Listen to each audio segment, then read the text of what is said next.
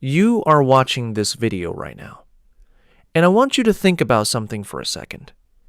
You understand me. You're following what I'm saying.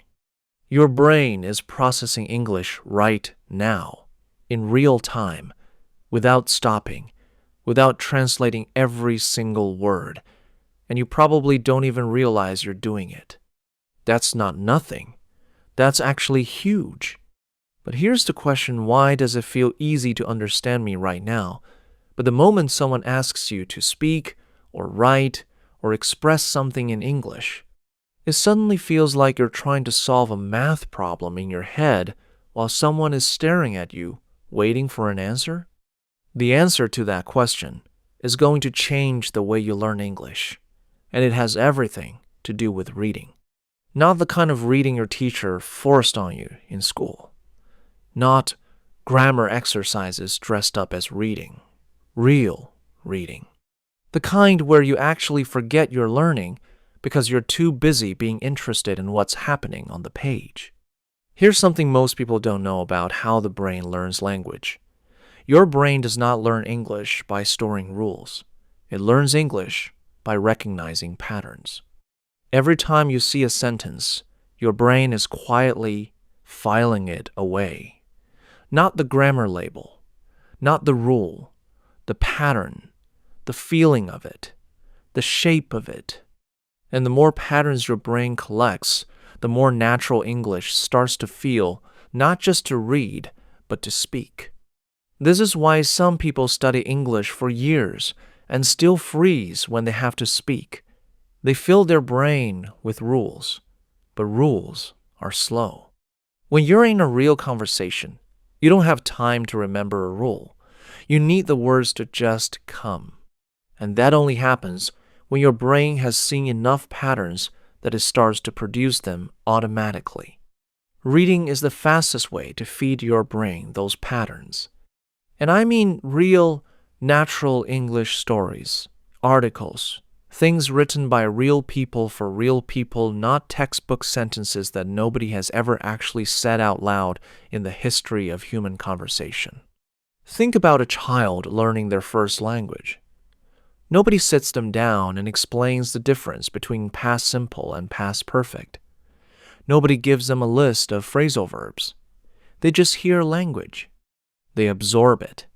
They see it in books, in cartoons, in the world around them. And slowly, without anyone teaching them the rules, they start speaking correctly. Because their brain has collected enough patterns that it knows what sounds right. You can do the exact same thing. You're not a child anymore, which means you can actually do it faster because you already understand how language works. You just need to give your brain the right material to absorb. And here's the part that most people skip over when they talk about reading. It's not just about vocabulary. Everyone says that read more, learn more words. Fine, yes, that's true. But the deeper thing that reading does is something much more interesting. It changes the way you think. Right now, when you want to say something in English, you probably think of the idea first in your own language. Then, you try to translate it. Then, you try to say it. That's 3 steps.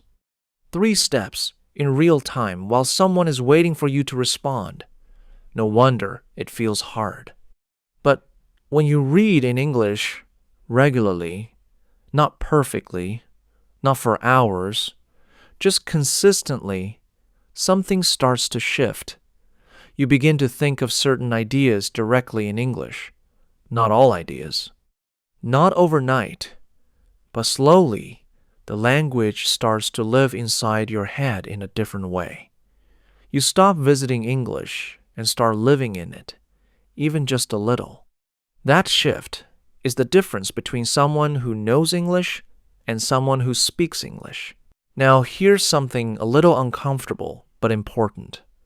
Most English learners read too little and consume too much. They watch videos, they listen to podcasts, they repeat phrases, and all of that has value, but they skip reading because it feels slow or difficult. And by doing that, they accidentally skip the one thing that builds the deepest connection to the language. Listening is passive. You receive the language. Reading is active. Your brain is working. It's processing, predicting, connecting. Every sentence you read is a tiny workout for your English brain. And just like any workout, the results don't show up immediately. But they do show up. Here's a real thing that happens when you read enough in English. You'll be speaking one day, maybe explaining something to a friend, maybe writing a message, and a phrase will come out that you didn't consciously learn. You didn't memorize it. You didn't practice it. But you read it somewhere, at some point, and your brain kept it, and now it's yours. That's not magic. That's just what a well-fed brain does. And the phrases you get from reading are different from the phrases you get from textbooks. Textbooks teach you English that is technically correct, but completely lifeless.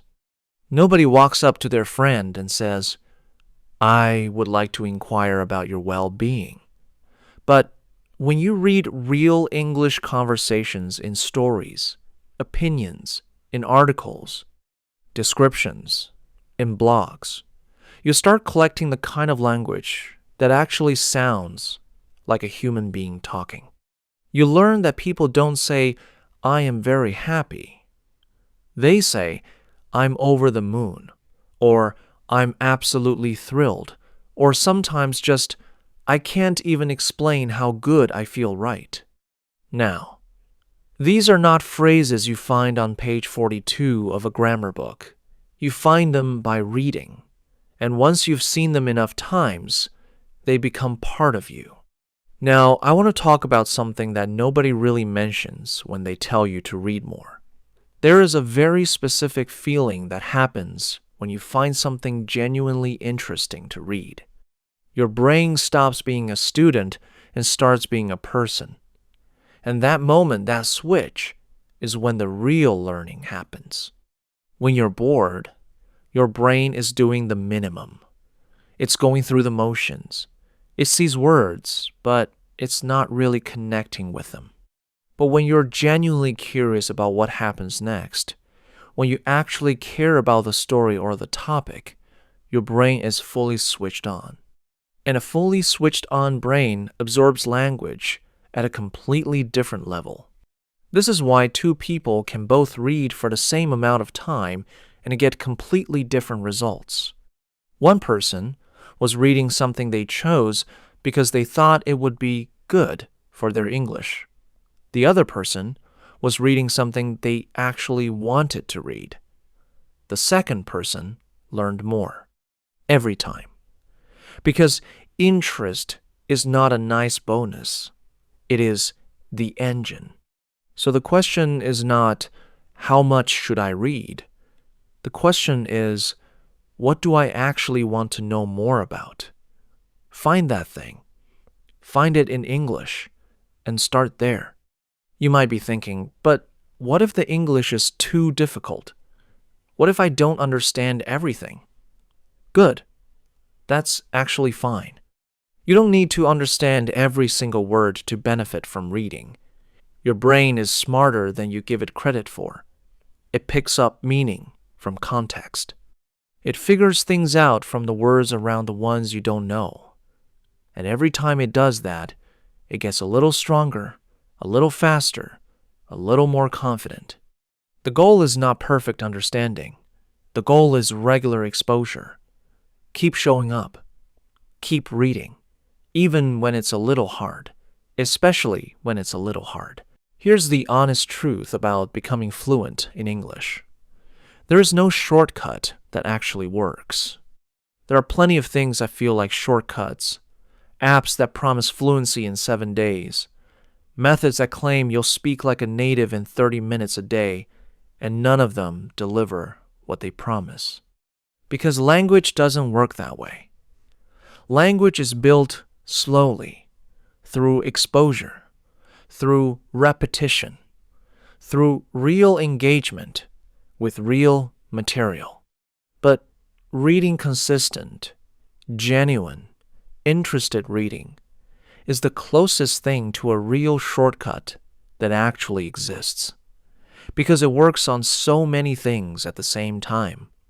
Your vocabulary grows. Your grammar improves without studying. Your brain starts thinking in English. Your confidence builds. Your listening gets sharper. All of this from one habit. And here is what I want to leave you with. Not a tip, not a trick, just something real.